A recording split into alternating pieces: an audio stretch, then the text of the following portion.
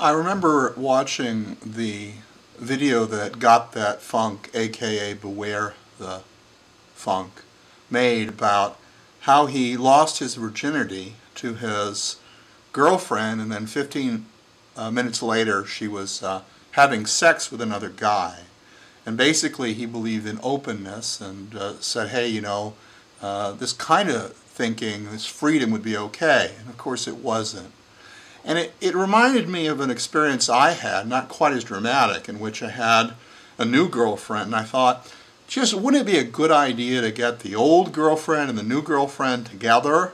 The three of us, we're going to bump into each other eventually, and I'll talk to them, and I did. Everybody thought it would be a great idea. And of course it was a disaster. And when you think about it logically, some of these ideas make terrible sense. They make sense. You think, well, people should be open. You find a piece of something that's true, that it is good to be open and honest, and you take it too far. But if you use logic to figure things out, you run into a problem. That's because wisdom is not strictly related to logic. When I think of wisdom, I don't mean like how to build machines or how to unravel codes. I think wisdom, when we say wisdom, largely applies to human nature, human beings, the nature of how we work. And an interesting thing happens, which is pretty easy to observe. In most people, as they age, they gain wisdom. And this is through experience with people, so that the kind of thing that Got That Funk got into, or I got into, tends to happen less and less. And my experience has been, if you think, well, is this going to be a good idea, will this work or not, I don't start with logic. I start with intuition, my feeling about something, and then I use logic to tweak it out to see how it works. It doesn't always work out just right, but more often than not, when I watch a video, I'm not thinking about it. I'm feeling something intuitive, and I've got the answers already there for how the whole thing works in my mind on an intuitive level before that logic kicks in. And then I apply the logic, and I might change my position, but rarely do, because it has to do with the nature of how I see the world, how human beings work. And it's interesting because I was watching a video by... it's something with Spock in it, Spock Talk, I think. And the fellow was making an argument for discrimination. He was basically saying we're not all equal, we discriminate all the time, and all that logic was perfectly true. And then toward the end, he uses that to say, well, it's okay to discriminate against people in a business, and the logic was perfect. But what wasn't brought up was how do people feel when they're discriminated against. And it was like, you watch it and you go, well, something's missing. Is it intentionally missing, or what's the deal here?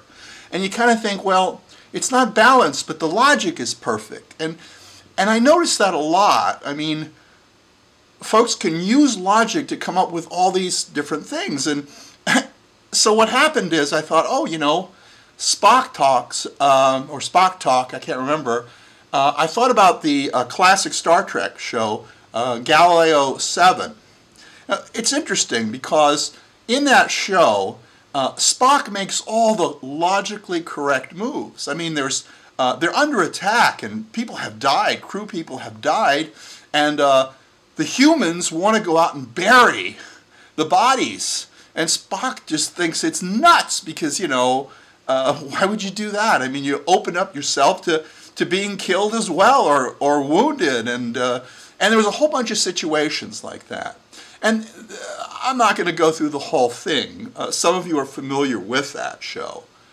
But the issue is Spock did not have a good working model of how humanity operates, how human beings are. And that's the interesting thing, because I found as I get older, I see the world more fixed. Like, this is the way things are. Now, certainly when you get older, you get less flexible, and some of that's bad. But the other side of that is some of your LSD ideas about the world start to fall away because of experience. You begin to see what works and what doesn't work. What is the nature of human beings? And you start to let go of that logic that says, I can use logic to derive this conclusion and it makes sense, because you've learned that just doesn't work. That's not the way life is.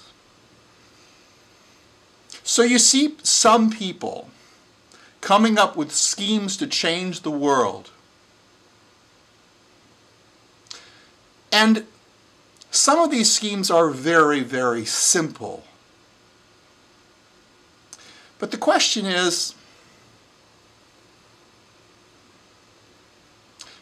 variablast, your model of reality, does it correspond to the way human beings are? On an intuitive level, I say no.